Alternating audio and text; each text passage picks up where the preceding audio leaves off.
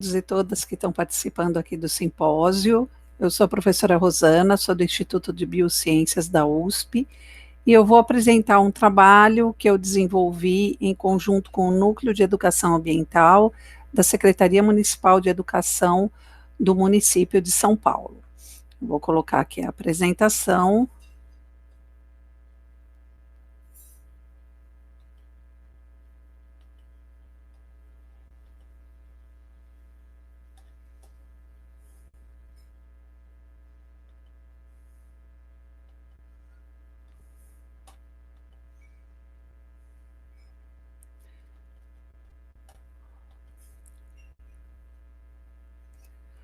Bom, então nós submetemos o nosso trabalho para o eixo 3, que é de processos formadores, e o título do nosso trabalho é Ações e Construções Formativas na Transição para a Sustentabilidade em Escolas da Rede Municipal de Educação de São Paulo.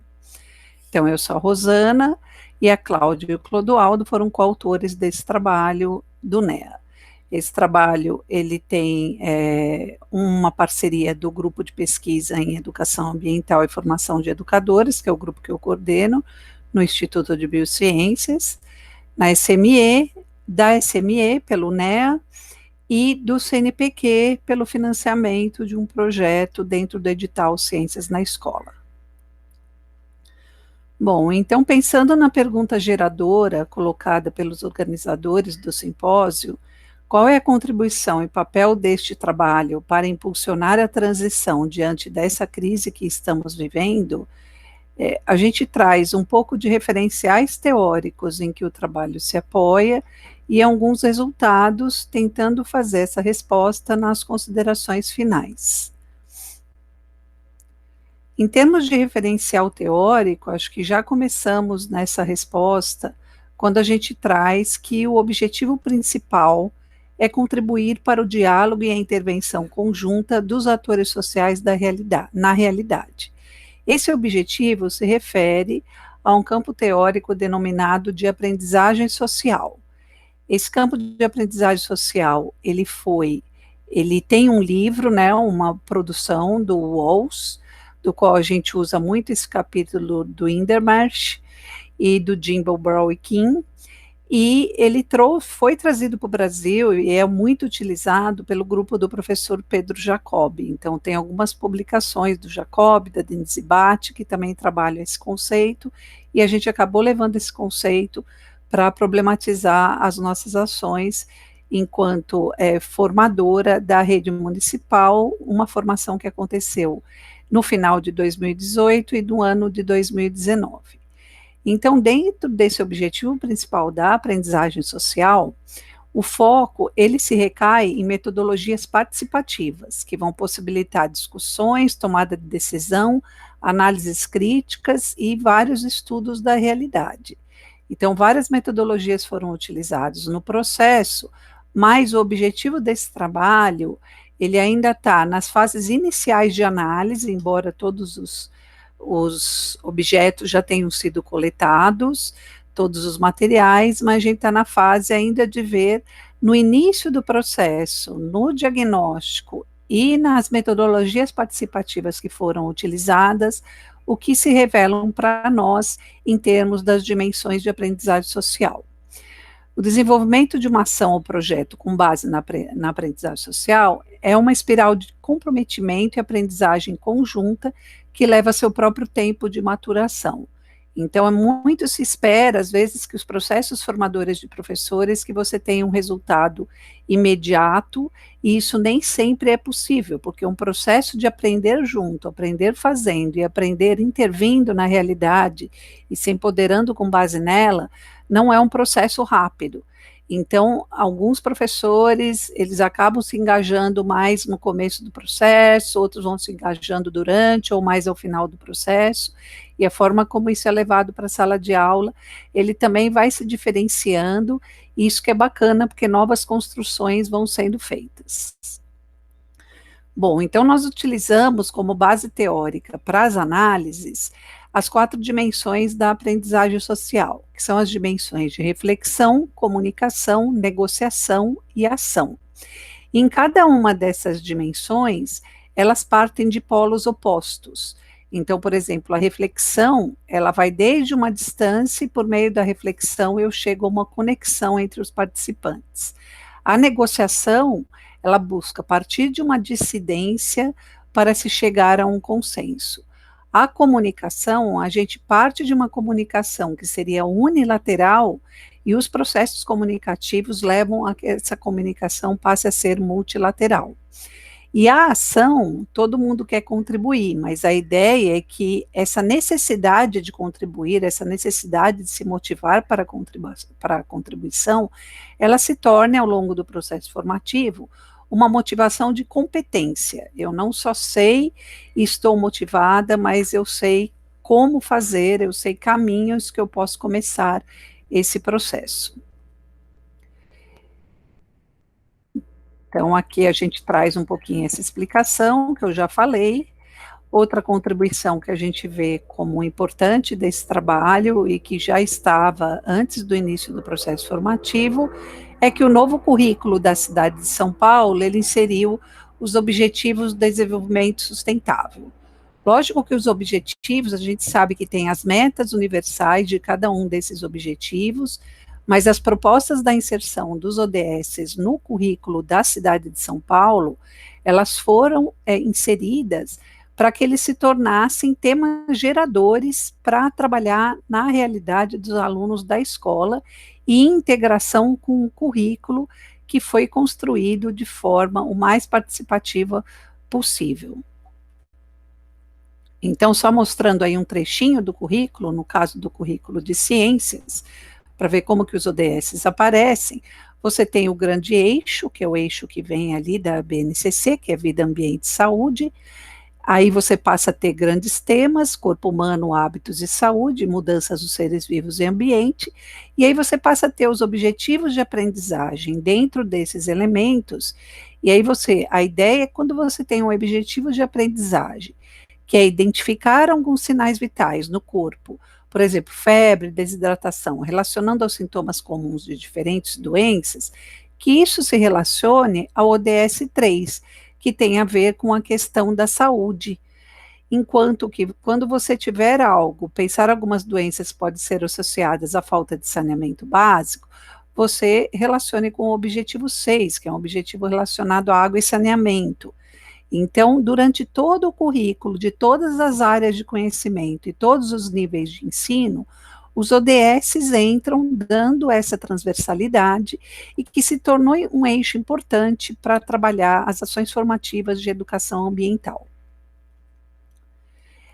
Então, nós trouxemos essa ideia já construída pela Raquel Trasberg e a Michele Sato, que era dessa mandala relacionada à escola sustentável, que é aquela escola que articula o currículo, o espaço físico e a gestão, e a grande busca dos processos de formação que foram desenvolvidos ao longo de 2019 era buscar as articulações, porque os ODS eles estão aí no currículo, né, nas propostas curriculares, e, ao mesmo tempo, a ideia é que eles conversem com a forma da gestão da escola, que vai pensar desde da sustentabilidade, a participação, respeito aos direitos humanos, uma gestão que a gente chama de uma gestão participativa, e que vem um pouco da realidade local, mas essa realidade local dialoga com o contexto global e interage com a comunidade. Então, esse esquema a gente acabou adaptando, aqui ele está na sua versão original, mas acabamos trazendo os elementos da própria rede, né? Então, o espaço físico, que você tem muitas escolas, tem espaços de horta, de composteira, mas muitas vezes esses espaços acabavam tendo um contexto isolado, e o que se espera é uma relação disso, e tanto dessa gestão participativa da sustentabilidade como do espaço, chegar a articular com o desenvolvimento do currículo. Então, nessa perspectiva, essa ideia de escola sustentável, ela nos pareceu muito adequada para o trabalho que seria desenvolvido na formação. E também foram trabalhados dentro da corrente crítica de educação ambiental. A corrente crítica, ela tem muitos autores que trabalham com a perspectiva da formação de professores na corrente crítica, eu inclusive sou uma dessas autoras, mas temos muitos, temos o Loureiro, o próprio Sorrentino, etc. Eu não trouxe aqui todo esse repertório teórico, até pelo tamanho que a gente tinha, mas eu trouxe uma definição da Lucy Solvay, que é a pesquisadora canadense, que definiu as diferentes correntes de educação ambiental, onde ela fala que para a corrente crítica, o meio ambiente. Então, que o objetivo da corrente crítica seria desconstruir realidades socioambientais com vistas a transformar o que causa os problemas. E os enfoques predominantes seriam o praxo-reflexivo e o dialógico, e algumas estratégias que foram utilizadas, inclusive na formação, se refeririam à análise do discurso, estudos de caso, investigação, ação, debate, etc. Ou seja, metodologias que permitissem esse enfoque prático, reflexivo e dialógico. E também trabalhamos muito com o conceito de educação ambiental, proposto no Tratado de Educação Ambiental para Sociedades Sustentáveis e Responsabilidade Global, que todos e todas devem conhecer, mas nessa ideia de um processo de aprendizagem permanente, voltado à transformação humana e social e para a preservação ecológica, então, esse tripé, e na busca de sociedades socialmente justas e ecologicamente equilibradas. Bom, então, contando um pouquinho como foi esse processo, né, trazendo e um pouco o que as investigações dessa fase inicial trazem para nós neste momento do trabalho, o processo ele foi construído, na verdade, ele costuma ser construído na rede municipal dessa forma, é uma rede muito grande, tem 13 diretorias de ensino relacionadas aos diferentes territórios do município de São Paulo, que é um município enorme, e as formações na rede municipal, elas se identificam muito com a ideia de coletivos educadores, né, dos documentos do Ministério do Meio Ambiente, de um tempo atrás, onde tinha as pessoas que aprendem participando. Então, se a gente olhar esse diagrama, para entender a formação, geralmente o PAP-1, no nosso caso, era o Núcleo Técnico de Currículo, particularmente o NEA, e os assessores, né, no caso, eu durante o ano de 2018, final de 2018 e o ano de 2019, eu fui a assessora da formação em educação ambiental. O PAP2 seria o que a gente chama das diretorias pedagógicas, onde sempre tem, em cada uma das 13 diretorias de ensino, o formador, aqui estão representados 4, porque é um esquema do MMA, mas quando a gente teria aqui as 13 diretorias de ensino, cada diretoria de ensino tem a sua formadora de educação ambiental, que é para quem as nossas formações acabavam se dirigindo. Esse formador, ele acaba ministrando uma formação no seu território para o que a gente poderia chamar PAP3, que seriam os professores das escolas do seu território, enquanto que o PAP4 seriam a formação que os próprios professores dariam nas escolas para os estudantes e para a comunidade. Então, a gente pensa que esse diagrama, ele possibilita, essa arquitetura de capilaridade, possibilita um diálogo de saberes e uma reconstrução em cada uma das etapas, que torna-se, como diz o Henrique Leff, uma ferramenta poderosa quando se tem por objetivo discutir caminhos para uma educação ambiental voltada a essa sustentabilidade partilhada. Um pouquinho do diagnóstico, esse diagnóstico foi desenvolvido bem no começo do processo, com certeza a ideia é de passar um novo questionário, a gente ainda está com isso em andamento,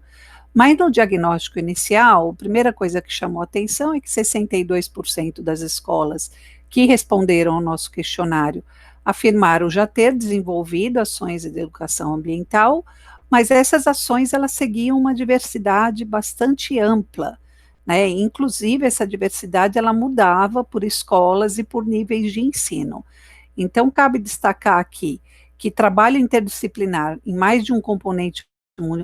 curricular foi o que mais chamava atenção em termos de ações de educação ambiental na escola, mas também temos trabalho desenvolvido em um componente curricular, temos o trabalho colaborativo de autoria, que é tipo um TCC que os alunos de nono ano fazem na rede, e que hoje a gente tem potencializado muito esse trabalho colaborativo de autoria, articulando aos ODS e a questão da educação ambiental. Temos estudado como se dá essa articulação.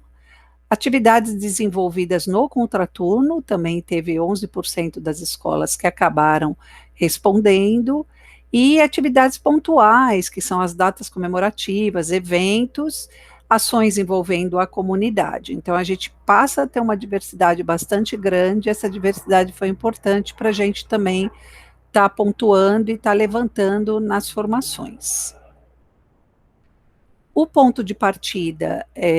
também da formação, além do diagnóstico, foi a metodologia do café com partilha, né, que é uma metodologia que você tem vários grupos, no caso nós tínhamos 5 grupos, cada grupo tinha o seu anfitrião, e todo o resto do grupo, que foi um encontro inicial para pensar a formação, onde estiveram presentes 60 pessoas, entre professores, inclusive até alguns alunos,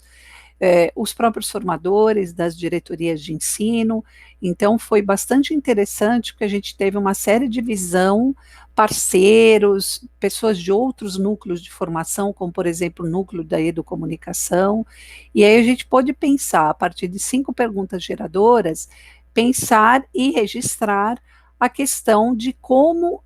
seria possível essa construção de uma formação voltada às perspectivas da educação ambiental crítica e da escola sustentável. Então, trouxeram aí vários elementos, aqui nós temos a foto de um dos momentos e um dos registros,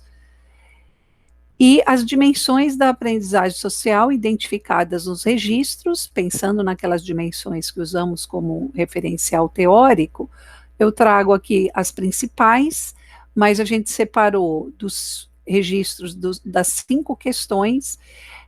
elementos que foram trazidos como contribuição, relacionados à ação, relacionados à reflexão, relacionados à comunicação e relacionados à negociação. Então, relacionados à ação, vários elementos que se trazia mostrando, olha, vamos fazer isso e dessa forma, como vamos fazer? Então, criar conselho de educação ambiental, fortalecer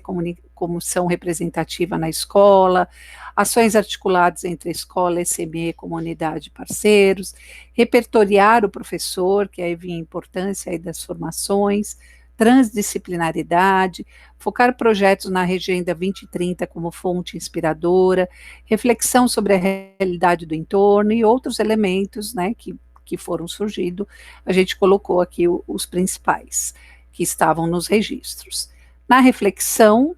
várias coisas foram pontuadas, primeiro a questão da divisão da escola em caixinhas, em disciplinas, em áreas, e como isso, para a questão da educação ambiental, era algo que dificultava. A questão do pertencimento à escola, desculpa, falta aqui o errinho, questão do pertencimento e do autoconhecimento da escola, que é importante, que às vezes o professor ele vinha de um local que não era o território, então ele teria que ter esse tempo para conhecer o território, senão ficaria muito difícil de trabalhar a questão ambiental.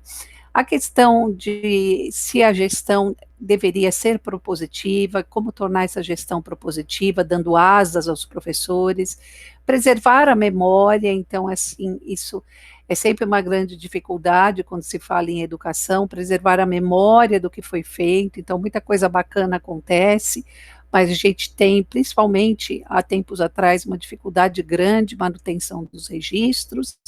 agora com as redes sociais, a gente espera que isso a gente consiga ter mais registros sobre a questão da educação ambiental,